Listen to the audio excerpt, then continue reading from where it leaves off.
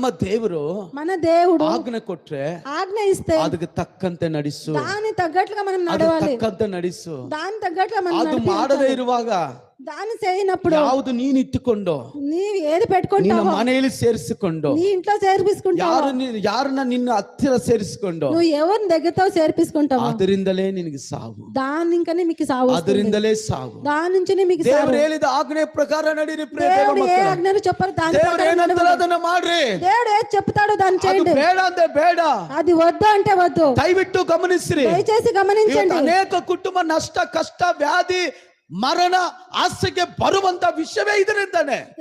ఇప్పుడు అనేక కుటుంబాలకి ఆ మరణాలు అనేక కష్టాలు వచ్చే దీని నుంచేనే. కారణం ఏమంటే ಕೊಲ್ಲಬೇಕಾದದ್ದು ಕೊಂದಿಲ್ಲ, ఆ చంపేసేదాన్ని చంపేయలేదు, ಬಿಡಬೇಕಾದದ್ದನ್ನು ಬಿತ್ತಿಲ್ಲ. ఈ విడిసేదాన్ని విడవలేదు. ಗಮನಿಸ್ರಿ, గమనించండి. ಇಬ್ರು ಸಹೋದರರು రెండు సహోదరులు ఉంటారు. ನಡ್ಕೊಂಡು ಹೋಗ್ತಾ ಇದ್ರು.